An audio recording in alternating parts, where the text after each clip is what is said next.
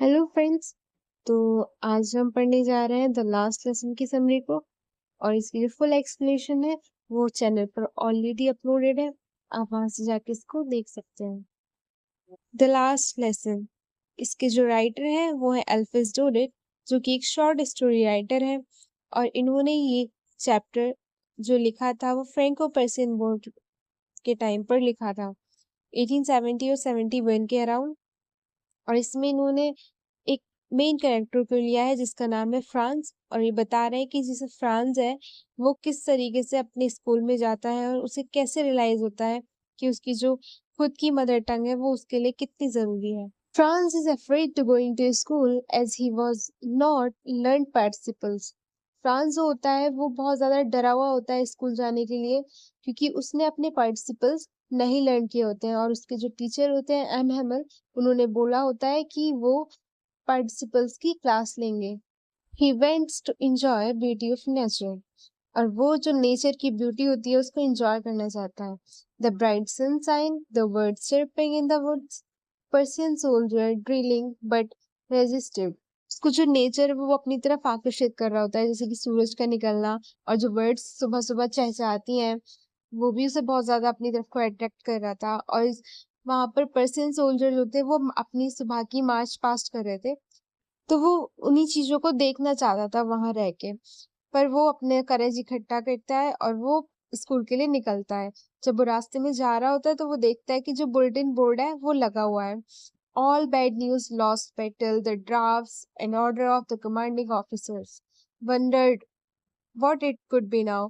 तो वो अपने मन में सोचता है कि जितनी भी बेकार न्यूज है, जैसे कि युद्ध का हार जाना और जितने भी ऑर्डर हैं कमांडिंग ऑफिसर के, वो हमें इसी से पता चलता है।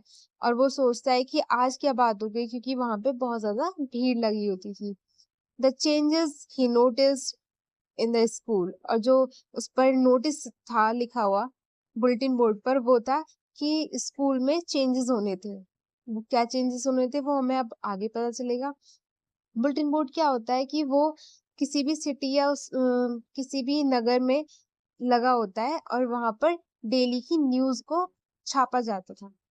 तो उसको हम बुलेटिन बोर्ड बोलते हैं, जैसे कि एक नोटिस बोर्ड होता है सेम वैसे ही। Villagers occupying the last benches to pay tribute to M. Hamel for his 40 years of sincere services and also to express their solidarity with France. तो जब वो स्कूल पहुंचता है तो वो देखता है कि स्कूल में बहुत ज्यादा शांत है।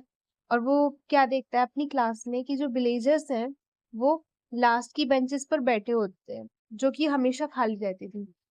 और वो वहां पर क्यों आए हुए थे? वो वहां पर ट्रिब्यूट करने के लिए एम हेमल की 40 ईयर की सिंसियर सर्विस को ट्रिब्यूट करने के लिए वहां पे आए हुए थे। और फ्रांस के प्रति अपनी वफादारी बताने के लिए भी वहां पर आए हुए थे।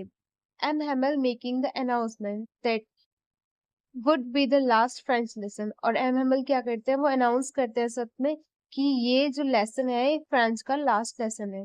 Realise that that was what was put upon the bulletin board. और तब फ्रांस को रियलाइज होता है कि जो बुलेटिन बोर्ड है उसके ऊपर क्या खबर छपी होगी। Franz realise that he does not know his own mother tongue, regretted why he had not taken his lesson seriously। Franz को रियलाइज होता है कि उसने जो अपनी खुद की मदर टंग है उसको ठीक से नहीं पढ़ा है, और इसलिए वो बहुत ज्यादा रिग्रेट फील करता है। और वो सोचता है कि क्यों मैंने अपना जो लेसन है उसको ठीक से याद नहीं किया और मैंने क्यों ठीक से उसको नहीं पढ़ा है। Also realise the reason why teacher was praised in his Sunday best and Blizzard sitting at the back। और जब वो अनाउंसमेंट सुनता है तो उसे पता चल जाता है कि क्यों जो एम हेमर उसकी टीचर है उन्होंने बहुत ज्यादा ब्यूटीफुल ड्रेस पहन रखी है, जो ज्यादातर वो या तो इंस्पेक्शन डे पर या फिर संडे के टाइम पर पहनते थे। और उसको रियलाइज हो जाता है कि जो लोग वहां पर बैठे हुए हैं ब्लेजर्स, वो भी इसी वजह से बैठे हुए हैं। M Hamel realise that all three, the children, the parents, and he himself are to be blamed for losing respect and regard for the mother tongue। तो जो एम हेमल होता है वो रियलाइज करता है कि इस उनकी जो मदर टंग है वो उनसे नहीं आती है बच्चों से। उसकी जो गलती है वो सिर्फ उनकी नहीं है, वो 3 लोगों की गलती है। सबसे पहले बच्चे की गलती, दूसरे पेरेंट्स की गलती और तीसरे उनकी खुद की। क्योंकि और वो ब्लेम करते हैं अपने ऊपर कि उन्होंने उन्हें ठीक से नहीं पढ़ाया। जब उन्हें पढ़ाना चाहिए था तब वो छुट्टी ले लेते थे और जो उनके पेरेंट्स हैं वो कुछ पैसों के लिए उनको मील्स वगैरह में, फर्म वगैरह में काम करने के लिए भेज देते थे। तो इस वजह से वो अपनी मदर टंग को नहीं सीख पाए। Always keep the mother tongue close to your heart as it is the key of the prison of slavery. और वो बोलते हैं उसके बाद में कि अपनी मदर टंग को कभी भी मत भूलना, उसे अपने हमेशा दिल के पास रखना। क्योंकि जो मदर टंग होती है वो एक तरीके से गुलामी से आजादी दिलाने की एक चाबी होती है।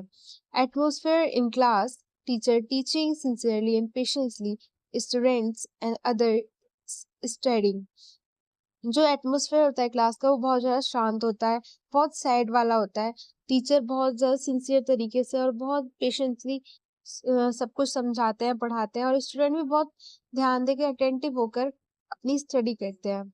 With utmost sincerity, Franz wonders sarcastically if Persian could force pigeons to coo in German, and Hamel, overcome with emotions, could not speak and wrote on blackboard, "Long live France." So वो जब France अपना work कर रहा होता है, उनका M हैमल उनको writing section में उनको बुक्स नोटबुक्स देते हैं लिखने के लिए।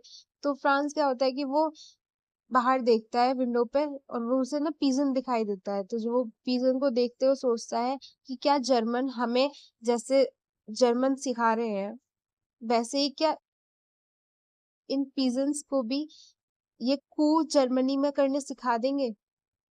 और वो यही सोच रहा होता है कि वो देखता है कि एम हैमल जो है वो बहुत ज्यादा इमोशनल होते हैं। क्लास हो जाती है, वो डिसमिस होने वाली होती है, तभी वो एम हैमल अपने उससे खड़े होते हैं। अपने इमोशंस में इतने खो जाते हैं कि वो कुछ बोल नहीं पाते।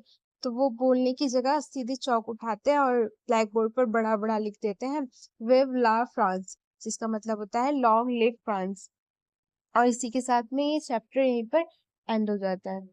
तो बेसिकली इसमें जो बताया गया है वो बताया गया है कि हमारी जो मदर टंग है वो हमारे लिए कितनी जरूरी होती है। हम लोग बोलते हैं कि हम अपनी मदर टंग को कल सीख लेंगे, परसों सीख लेंगे, पर कभी कभी ऐसा होता है कि वो टाइम कभी आता ही नहीं है और फिर हमें बाद में रिग्रेट फील होता है कि हमसे खुद की हमारी मदर टंग नहीं आती है। तो इसमें भी यही बताया गया है कि जो एक किसी भी पर्टिकुलर कंट्री के लिए सबसे बड़ी चीज जो होती है वो उसकी मदर टंग होती है। और क्योंकि मदर टंग ही एक ऐसी चीज है जो कि हमें किसी भी चीज से, किसी भी गुलामी से आजादी दिला सकती है। वीडियो अगर अच्छी लगी हो तो चैनल को सब्सक्राइब करें और वीडियो को लाइक करें, कमेंट करें, शेयर करें ज्यादा से ज्यादा। Thank you for watching.